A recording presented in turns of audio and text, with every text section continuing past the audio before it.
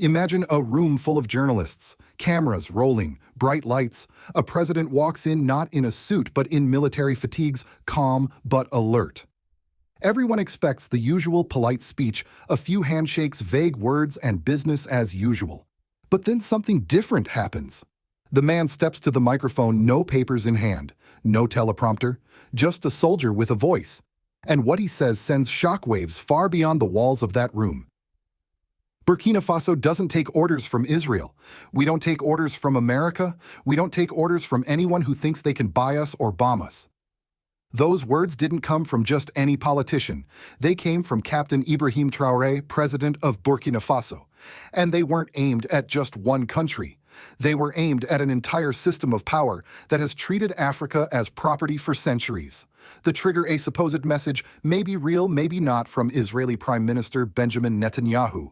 A message warning African leaders to do what we say or else.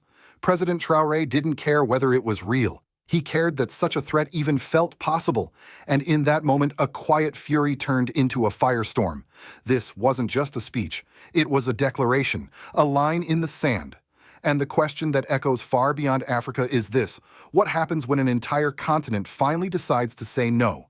If you believe that real freedom is not given but taken, if you believe that Africa's time has come not tomorrow but now, then this is a story you need to hear. Please like this video, share it with someone who still believes Africa must ask permission to rise, and subscribe if you believe dignity is worth more than diplomacy. It began with a rumor, just a whisper at first, circulating on newswires, blog posts, and private messages across the continent. A supposed warning attributed to Israeli Prime Minister Benjamin Netanyahu, directed at African leaders: do what we say or else. There was no official press release, no confirmation from Israel, but in many ways the truth of the message didn't matter anymore. The very idea that such a threat could even be imagined was enough to stir something deep within Captain Ibrahim Traoré, the young president of Burkina Faso.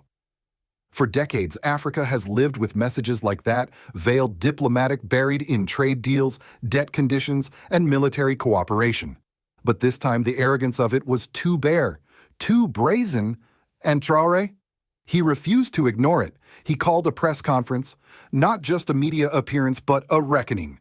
The event was held in Ouagadougou, Burkina Faso's capital. A modest hall packed with journalists, foreign observers, and diplomats expecting the usual.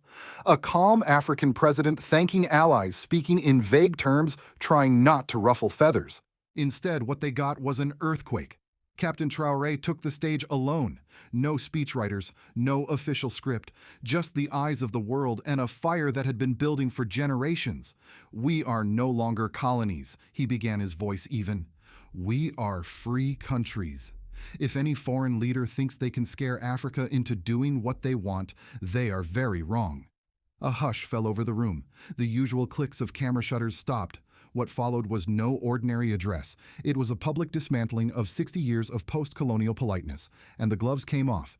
Let me make this very clear to you, Mr. Netanyahu, he continued. The room froze. Diplomats shifted nervously. Some looked down, others watched in disbelief. And then came the line that would ricochet across the continent. If you mess with one of us, you mess with all of us. Africa is not yours to threaten. It was more than a speech. It was a rupture. For generations, African leaders have been trained, sometimes explicitly, often by subtle incentive, not to speak this way, not to challenge the invisible systems of power, not to name names, not to say no. But in that moment, Traoré did all of it, unapologetically. He didn't stop there. Without raising his voice, he dismantled the idea that African nations must continue playing by global rules written without them. Since our so-called independence, we've written polite letters while they stole our gold. We sat through meetings where they talked to us like children. We signed papers that made foreign companies rich while our people remained poor. There was no pretense of diplomacy in his words, just truth. And a continent's truth, when finally spoken aloud, can be more powerful than armies. And what struck many observers, especially those from the West, was not just what Traoré said, but how he said it. Calm, clear, measured. There was no rage, no insult, only dignity. Dignity, as it turns out, is revolutionary. The moment he finished speaking, the silence in the room was deafening. No applause, no questions. Just the weight of realization they had witnessed something historic. A man who refused to bend. A president who didn't wait for approval. Outside that hall, the world hadn't yet caught up, but it would soon. Within minutes, the video of Traoré's speech began circulating online. At first among African youth, then to diasporas, then to global media outlets who, despite their hesitation, could not ignore the numbers. Because it wasn't just Burkina Faso listening. It was Mali, Niger, Guinea, Senegal, Congo, Kenya, Ethiopia. It was a generation of Africans, many of whom had never seen a leader speak so plainly, so boldly in defense of their dignity. And it all began not with a war, not with a weapon, but with words. Words that refused to obey. The fire started in Ouagadougou, but it didn't stay there long. By the time dusk fell over Burkina Faso that day, the video of Captain Ibrahim Traoré's speech was already making its way across the continent, not through government channels or TV networks, but through the hands and hearts of ordinary people. Teenagers in Mali clipped the speech into short videos and sent them on WhatsApp. University students in Guinea added subtitles in Fula Wolof and Mandinka so their grandparents could understand. Farmers in Niger watched on shared phones in dusty villages and wept quietly, not out of fear, but pride. In South Africa, young musicians turned Traoré's words into protest songs. In Cameroon, murals appeared overnight painted with the phrase, "Africa is not yours to threaten." In Senegal, a crowd of high schoolers stood in silence during morning assembly, holding signs with one simple sentence, "We don't take orders." But perhaps the most powerful response came not from the streets, but from the presidential offices across the Sahel. Colonel Assimi Goïta of Mali, a longtime ally of Traoré, shared the full video on national TV uncut. In a rare public statement, he declared, "Burkina Faso has spoken for all of us. We are no longer small countries with big shadows cast over us. We stand tall together." The president of Guinea, Mamadi Doumbouya, went further. He invited his own cabinet to watch the video during a live-streamed meeting, then issued a declaration of solidarity. "We will never again be spoken to as if we are children," he said. "This is the end of the neo-colonial leash." Even outside of the alliance, the message spread. In Tanzania, civil society groups held screenings of the speech in public squares. In Ghana, where debates over IMF loans and foreign debt raged on, young parliamentarians quoted Traoré during budget hearings. One stood up and said, "If we mess with one of us, we mess with all of us." Hashtags lit up global platforms. "We stand with Traoré, Africa will not bow, Sahel strong." But these weren't just fleeting trends, they were declarations. In Algeria, the words were translated into Arabic. In Nigeria, they were rapped on street corners. In Ethiopia, they appeared in churches and on market stalls. And in the African diaspora, from Paris to Atlanta to São Paulo, people shared the speech with tears in their eyes. This wasn't admiration for a leader, it was recognition of a mirror. Traoré had said aloud what millions had felt for years, but never heard spoken from a presidential podium, and it scared the people who weren't ready to hear it. In France, commentators scrambled to downplay the speech. Too emotional, some said, too ungrateful. In Washington, think tanks debated whether Traoré was going too far. Israeli officials remained silent, perhaps stunned or perhaps unwilling to validate a message they claimed never existed. But silence too speaks volumes. Western media hesitated. The story was too raw. It didn't fit the template. Africa was supposed to be about aid, crisis, corruption, not defiance, clarity, and unity. And so many networks ignored it. But social media doesn't obey silence. Young Africans flooded timelines with quotes, remix videos, translated threads. Artists painted Traoré alongside historical giants, Patrice Lumumba, Thomas Sankara, Nelson Mandela. Some even dubbed him Captain Dignity. And while the world tried to minimize it, something deeper had already begun.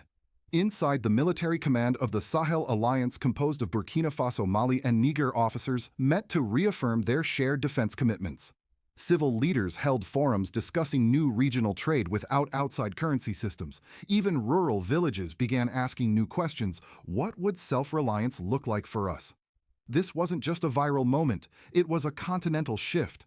Traoré's speech had become a seed. But what was growing now had roots far older than him, roots in centuries of resistance, of stolen dignity, of quiet resilience. His words were not an invitation for war, they were a call to remember. And in that remembrance, Africa found not rage, but resolve. Resolve to speak without asking permission. Resolve to act without foreign approval. Resolve to love itself without apology.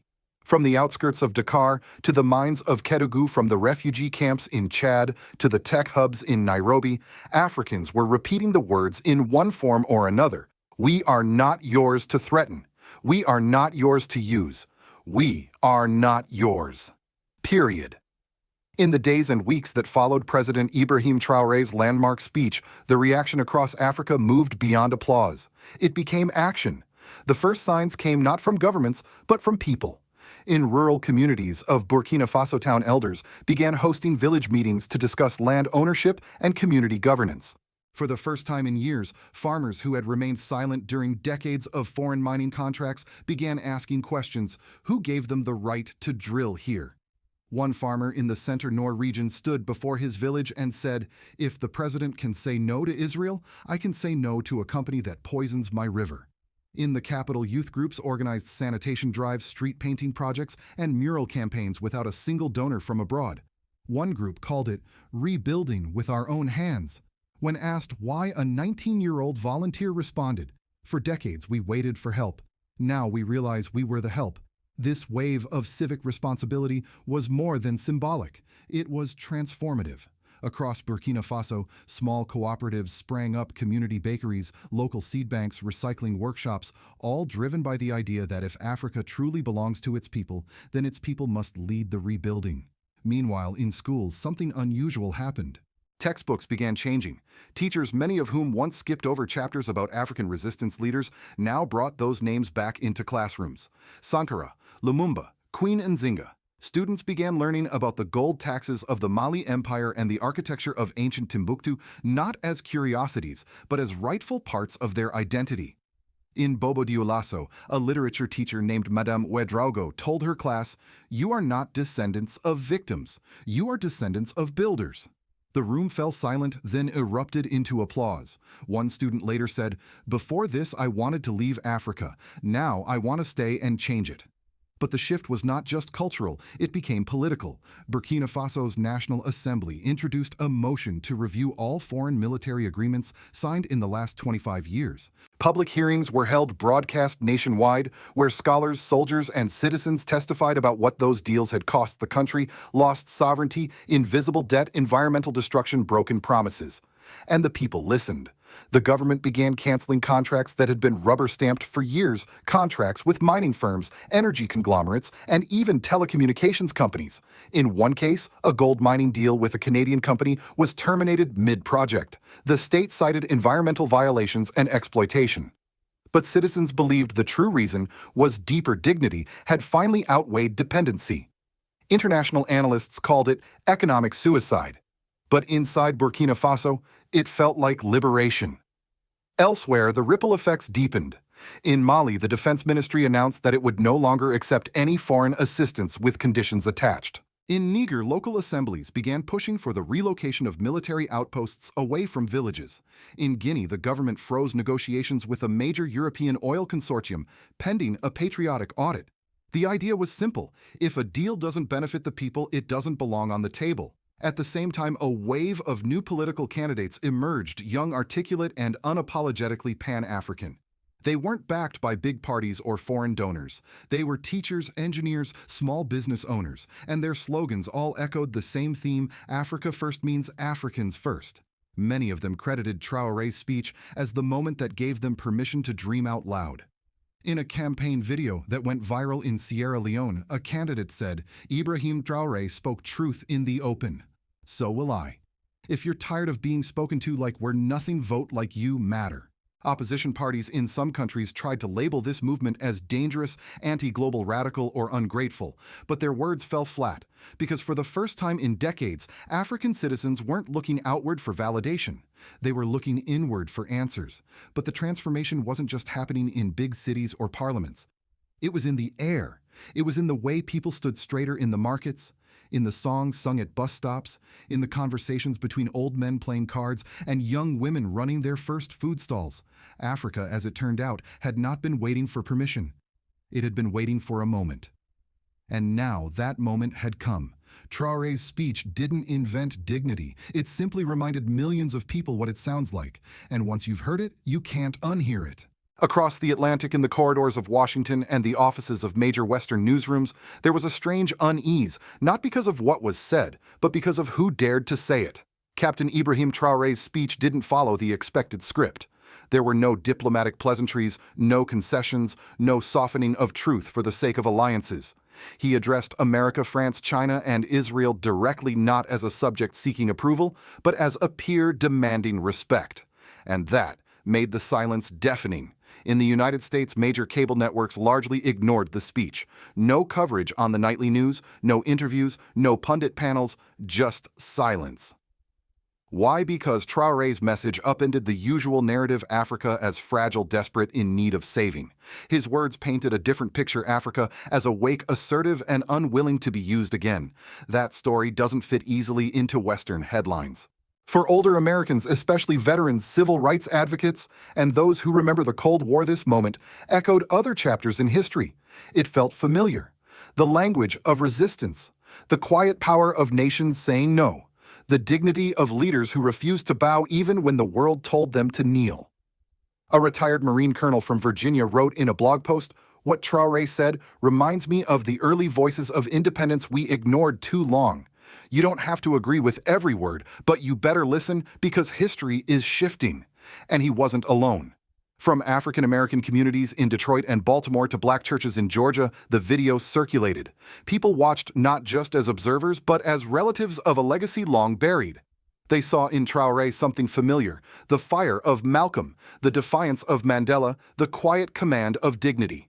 Meanwhile, in Israel, the government offered no response, no denial, no confirmation, just silence. That lack of clarity only amplified the symbolic power of Traoré's words. Whether the original message was real or not no longer mattered. The world had heard the response and it resonated. In France, editorialists accused Traoré of dangerous populism. In China, state-run outlets watched carefully, unsure whether to admire or be wary of this new African assertiveness. And in the United Nations, whispers began: what if more African leaders started speaking this way? What if this wasn't an exception but a signal of what's coming? One thing is certain: the world heard him, even if it pretended not to. We are witnessing the beginning of something history books rarely predict: a continental awakening, not born in war or conquest, but in a microphone, a moment, and a man who dared to speak. Captain Ibrahim Traoré didn't launch missiles, he launched memory. Memory of what Africa once was, memory of what it still can become. But make no mistake, this awakening comes with danger. Because when a people begin to believe in their own power again, those who've long profited from their silence will not sit quietly. Economic sanctions, media discrediting, political isolation. These are the tools used when empires feel threatened not by guns but by dignity. That is the crossroads Africa stands at now, and the world, especially nations like the United States, must decide how to respond. Will we continue to engage with Africa as a charity case, a resource pit, a place to manage, or will we at last recognize its people as equal partners with their own voice, their own pace, their own vision? For Americans who lived through the civil rights movement, who remember when their own leaders stood up to the machinery of oppression, this moment in Africa may feel strangely familiar. It should, because it's about more than Burkina Faso, more than one speech. It's about the very idea that freedom cannot be borrowed. It must be owned. Traoré's fight is not against Israel. It's not even against the West. It's against the systems, both visible and invisible, that for centuries have told Africans, you must stay in your place. Well, that place is no longer accepted, and the future is no longer being negotiated behind closed doors. It is being written aloud by Africans for Africans. The question now is simple: will the world listen before it's too late, or will it once again wait until the truth comes too loud to ignore? Please share this video if you believe Africa has the right to choose its own destiny. Subscribe if you believe dignity is stronger than diplomacy and truth louder than silence. And comment below. Do you think President Ibrahim Traoré's message marks the beginning of a freer Africa, or will world powers find new ways to hold it down? This is not the end. It is the first page of a chapter the world never expected. And now, Africa is holding the pen.